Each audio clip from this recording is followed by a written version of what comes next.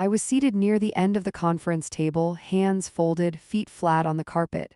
The room smelled faintly of dry erase marker and burnt coffee. A printed agenda lay untouched in front of me. The principal didn't bother lowering her voice. "We need to be honest," she said, looking past me toward the parents seated along the wall. "Some teaching styles are outdated." A few people nodded. One parent laughed quietly. Another administrator leaned forward. "Kindness is admirable," he said, smiling thinly, "but this isn't a charity. We're accountable for results." I stayed still. The chair beneath me didn't creak. My phone remained face down on the table. A parent raised her hand without waiting to be acknowledged. "My son says your class feels like a daycare," she said. "No pressure, no discipline. Honestly, it's embarrassing." Someone else added, "She's too soft." The word landed and lingered. The principal glanced at me for the first time. "We've had concerns for years," she said, "but given the district's new performance standards, we can't afford sentimentality anymore." A pause followed, not an awkward one, a deliberate one. "We're reassigning you," she continued. "Effective immediately, no advanced placement classes, no curriculum input. You'll finish out the semester under supervision." A folder slid across the table toward me, beige thin. My name printed in black ink on the tab. One of the board members cleared his throat. "This isn't personal," he said, already defensive. "It's about alignment." Another parent spoke up, louder now. "Frankly, we're relieved.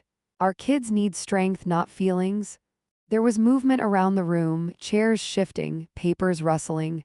Someone tapped a pen against the table too fast. I didn't reach for the folder. The principal waited as if expecting a response. When I didn't give one, she straightened. "This meeting is being documented," she said. "If there are no questions." Silence filled the room instead. Heavy, unused. No one looked at me, they didn't need to. The reassignment form remained untouched between us, perfectly aligned with the edge of the table. The clock above the whiteboard ticked once, then again. Finally, the principal closed her notebook. Meeting adjourned. Chairs scraped back. Conversations resumed in low, satisfied tones. I stayed seated as the room emptied, the silence returning in layers. "My name is Evelyn Carter. I was 39 at the time, a tenured history teacher, and I'd been working in the district for 11 years. I lived 15 minutes from the school, owned my home outright, and kept my routines simple. I arrived early. I left late. I didn't move around much. The meeting ended, but the record of it didn't. That mattered. I'd taken the position at Brookdale High when the department was understaffed and turnover was constant. I accepted lower pay than neighboring districts and inherited 3 sections no one else wanted: remedial, behavioral, mixed grade. I stabilized them within 2 years. That wasn't opinion, it was documented. I coordinated after-school tutoring without stipends. I rewrote lesson plans to meet updated standards before the district issued guidance. When substitute shortages hit, I absorbed extra classes instead of filing grievances. Those decisions weren't favors. They were responsibilities I understood when I took the job. What changed wasn't my performance. It was the environment around it. The district had begun courting external funding, grants, partnerships, evaluations tied to optics. Suddenly, teaching style was something that could be branded. Kindness stopped reading as patience and started sounding like a liability.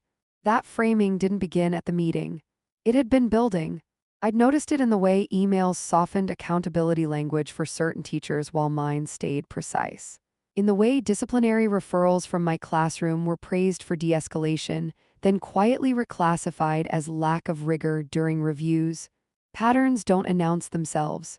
They repeat. The reassignment wasn't about effectiveness. It was about narrative alignment. I didn't contest the decision in the room. There was no value in that. Decisions like that are rarely reversed by explanation, especially when witnesses are involved. They're designed to feel final because finality discourages inspection. What mattered was that the reassignment followed a process. Forms, timelines, signatures, every step created records that had to match existing frameworks. Fairness isn't emotional, it's procedural. I understood that long before that morning, and I understood something else as well. Systems remember what people say out loud in official rooms, even when they think no one is listening. Especially then. I kept copies of everything, not out of suspicion, out of habit. Syllabi revisions, parent communications, evaluation summaries. When the district shifted grading standards 3 years earlier, I'd been assigned to pilot the transition. I submitted reports on schedule and flagged inconsistencies between policy language and enforcement. Those notes were acknowledged, then filed. Nothing changed. During that period, 2 teachers with louder classrooms and higher parent complaint rates were moved into advanced placement sections. Their metrics photographed well, my sections stayed balanced. Quiet, predictable, I didn't object. Stability has value when it's visible over time. When the administration rotated principals, I was asked to brief the incoming one on departmental compliance history. I prepared a concise packet, timelines, footnotes, cross-reference directives. She thanked me and used it during her first board presentation. After that, my name stopped appearing on committees. The pattern held. When the district rolled out its Engagement First initiative, I aligned my curriculum within the first semester. Student outcomes remained steady. Attendance improved. Referrals dropped. The language used to describe my classroom shifted anyway. Less consistent, more gentle. That adjective appeared twice in formal evaluations. Both times without supporting data. I didn't challenge it. Descriptors like that tend to outlast rebuttals. They function better when left uncontested. What I did instead was adjust how I documented my work. I cross-referenced feedback against performance indicators. I logged response times. I noted when directives conflicted with prior guidance. Not to escalate, to track. There was a faculty meeting 2 years before the reassignment where a parent liaison openly praised my classroom as emotionally safe. The phrase was applauded. 3 months later, the same term appeared in a strategic memo as an example of insufficient academic pressure. That was the first time I marked a pivot point. Restraint isn't passive, it's selective. I continued meeting obligations. I covered classes, I trained new hires, I kept my sections compliant. I declined invitations that carried visibility without authority. I accepted responsibilities that created traceable outcomes. By the time the district began referencing external evaluators, my role was narrow by design. My work spoke through records, not rooms. When the reassignment meeting occurred, nothing said there surprised me. It followed language that had already been tested, softened, and repeated. Consistency is easier to recognize in hindsight. It's clearer when it's written down. I had been writing it down the entire time. Brookdale High wasn't struggling academically. It was vulnerable administratively. 3 years earlier, the district had entered a conditional funding program tied to infrastructure modernization. The grant covered technology upgrades, facility repairs, and curriculum expansion. In return, the district agreed to periodic compliance reviews conducted by an external educational standards body. The reviews weren't inspections in the dramatic sense. They were procedural, scheduled, document-driven, quiet. Most staff never saw them. As part of the original grant application, each school was required to designate an internal compliance liaison. Someone responsible for maintaining records, aligning classroom practices with stated standards, and coordinating documentation ahead of review cycles. That role had been offered to me, not because I was visible, because I was reliable. I accepted it with 2 conditions. The role would be non-public and it would remain advisory rather than administrative. I didn't want authority over colleagues. I wanted accuracy. The district agreed. The appointment was approved by the board and renewed annually without discussion. The work was simple in concept and exacting in practice. I reviewed teaching frameworks against published standards. I flagged deviations between policy language and classroom execution. I compiled anonymized summaries and stored supporting materials in a shared but restricted repository. I never authored recommendations, I transmitted findings. The system was designed that way intentionally. The compliance body didn't want interpretation, they wanted consistency. If inconsistencies appeared, they traced them back through documentation, not personalities. When the district began shifting its narrative toward performance pressure and rigor optics, the language used internally drifted away from what had been submitted externally. Slowly, incrementally, enough that most people didn't notice. I did. The reassignment decision created a documented contradiction. Public statements about my classroom made in an official meeting were logged. The reassignment form cited instructional deficiencies that conflicted with previously submitted compliance materials bearing my liaison certification. I didn't flag the discrepancy immediately. There was no obligation to do so until the next scheduled review window. That window had already been set, 6 weeks out. The compliance framework didn't allow for last-minute narrative correction. Once internal records diverged from external submissions, the system defaulted to verification mode. That process wasn't punitive. It was corrective, and it didn't accept explanations delivered emotionally or retroactively. The lever wasn't authority, it was alignment. Everything the district needed to demonstrate compliance had already been filed. Everything said in that room had been said on record. The system didn't require me to act differently. It only required me to remain accurate. That had always been the role. The reassignment took effect the following Monday. My classroom changed, but the building didn't. Same hallways, same schedules, different assumptions. No one addressed the meeting directly. That was typical. Decisions made in official rooms tend to dissolve into implication afterward. I was removed from curriculum threads. My access to shared planning drives was downgraded. The changes were clean, logged, quiet. I adjusted without comment. 6 weeks moved faster than expected. The compliance review date appeared on the district calendar with the same neutral formatting as every other administrative event. No announcement, no preparatory email to faculty. Just a line item. The principal scheduled a leadership check-in 2 days before the review. It wasn't framed as urgent. It was framed as routine. I arrived early. The conference room was smaller this time. Fewer chairs. A glass pitcher of water sat untouched in the center of the table, condensation gathering at the base. A stack of folders rested beside it. Uniform, labeled. The principal spoke first. "We're aligned," she said, glancing at the others. "The review should be straightforward." No one disagreed. A board representative asked about instructional consistency across departments. The assistant principal answered with generalities: engagement, adaptability, vision. I listened. When the principal turned to me, she paused, not long enough to register. "You're still our compliance liaison," she said. "Correct?" "Yes," I said, one sentence. Neutral, she nodded, relieved. "Then everything submitted reflects current practices?" I waited before responding, just long enough for the question to settle in the room.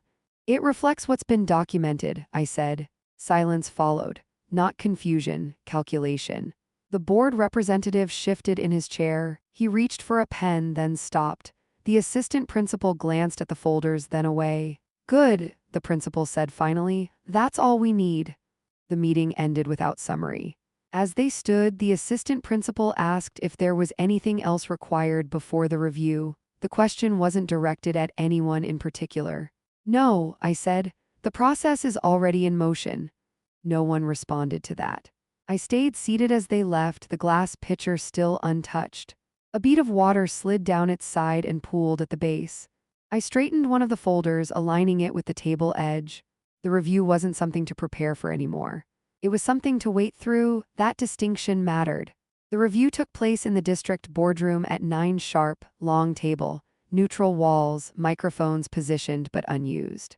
3 external reviewers sat opposite the administrators, laptops open, folders stacked neatly at their sides. I took a seat near the end. Same posture, hands folded, nothing in front of me.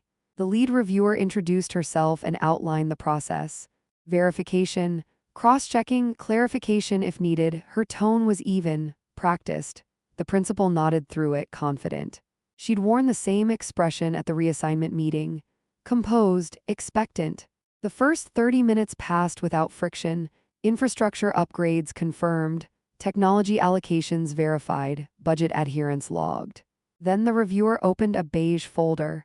"We'll now move to instructional alignment," she said. "Specifically, deviations between internal evaluations and external submissions."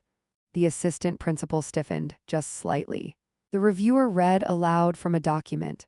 On March 12th, during a documented administrative meeting, a tenured instructor was publicly reassigned due to insufficient rigor and over-reliance on emotional accommodation. The principal straightened.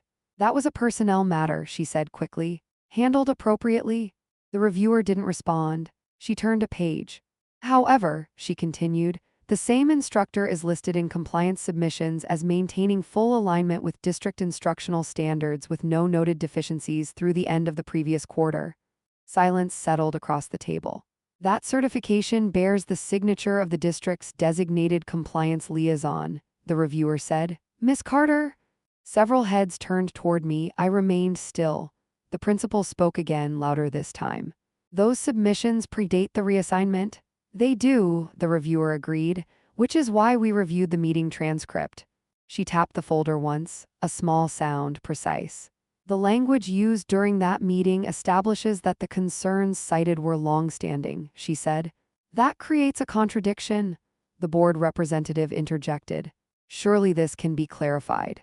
Descriptors evolve. They do, the reviewer said. Documentation does not. Another page turned. The compliance framework requires consistency between internal evaluations and external representations, she continued. When divergence appears, we initiate a verification hold. The assistant principal leaned forward. A hold on what exactly? On discretionary funding disbursement, the reviewer said. And on curriculum expansion approvals. The room shifted. The principal looked at me. You certified those submissions, she said. The edge in her voice was new. Was there updated information you failed to include? I waited before answering. Not long, just enough. No, I said, one word, accurate. The reviewer raised her hand slightly. To be clear, she said, Miss Carter's role is transmission, not interpretation. The contradiction originates from administrative statements made on record. The principal's composure cracked. This is being blown out of proportion. It isn't, the reviewer said. It's procedural. Voices overlapped briefly. Questions, objections, a threat to escalate. The reviewer let it run. Then she closed the folder. The verification process is automatic, she said. It cannot be overridden by discussion. Formal review findings will be issued within 30 days. She glanced around the table. Until then, all related initiatives are paused. No one spoke. I stayed seated as the reviewers gathered their materials. When the room finally emptied, the microphones were still unused. The outcome had already been confirmed. The first ruling arrived 3 weeks later, not addressed to me, copied formally through district council. The verification hold was upheld. By the end of the month, the technology upgrades scheduled for the fall were deferred. The curriculum expansion proposal was returned without comment. No appeal language was included. Just a reference number and a notice of continued review. The district issued a statement describing the delays as temporary realignment. The language didn't matter. The effect did. An internal appeal was filed. It failed at the documentation stage. 2 weeks after that, the external funding partner requested a revised compliance submission. The request went unanswered. The designated administrators had been reassigned to other priorities. Interim replacements were appointed. Continuity suffered. By mid-semester, the board postponed its public showcase event.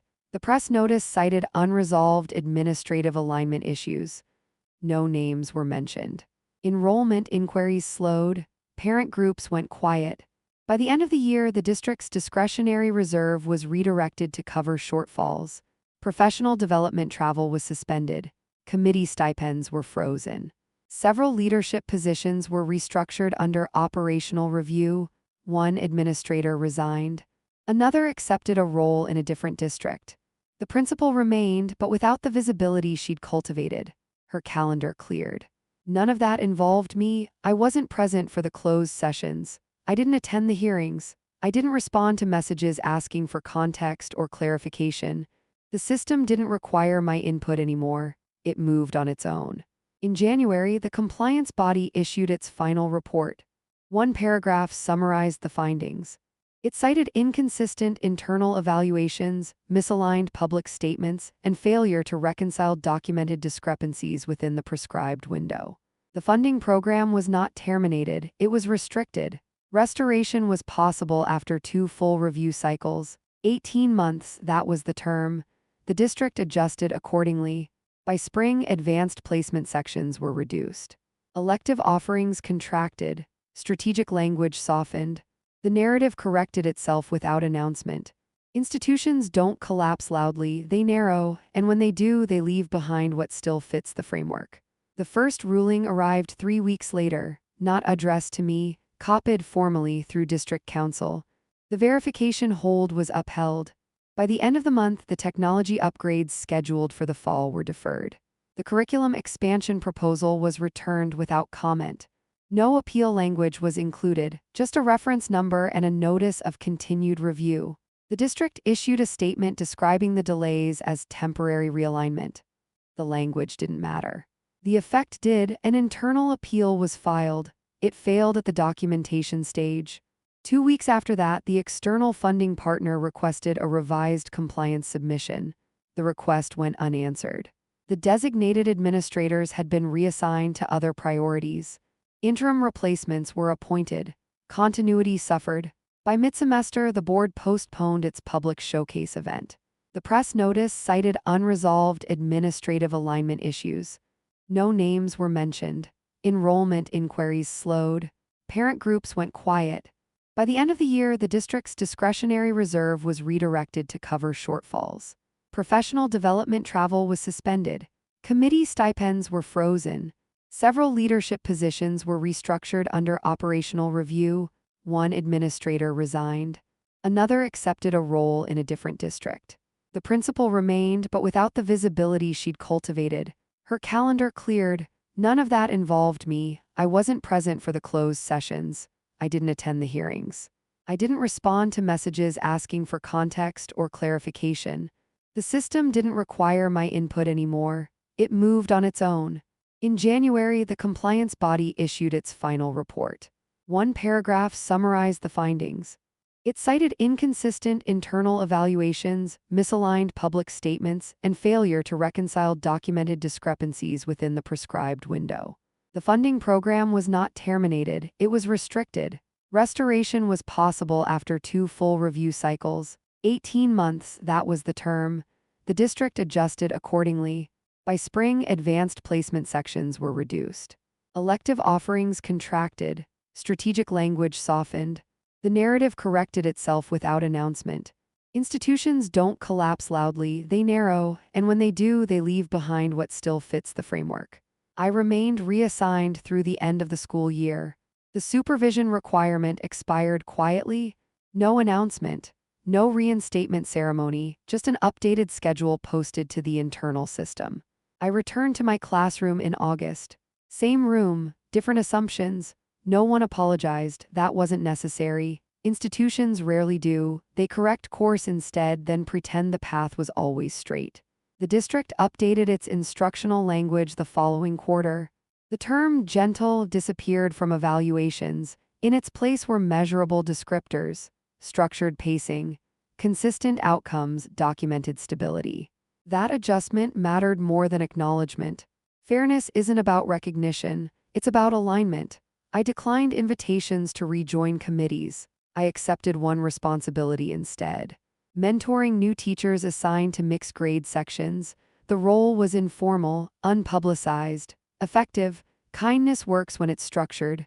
The principal retired at the end of the following year. Her farewell email thanked the faculty for their resilience. The message was brief, neutral, forward-looking. I read it once and archived it. The compliance review cycle concluded on schedule. Funding restrictions lifted incrementally. Programs resumed at a slower pace, with tighter language, with clearer boundaries. The system absorbed the correction and stabilized. For a moment, just one, I allowed myself to notice the quiet that followed. The absence of emails asking for clarification, the lack of sideways glances in meetings, the steady return of predictability. There was satisfaction in that. It didn't linger. Power doesn't come from being heard in the room. It comes from being accurate in the record. I still arrive early. I still leave late. My routines haven't changed. The work continues at the same pace it always has. What changed was the margin for misrepresentation. That was restored. The matter was finished, and it stayed that way.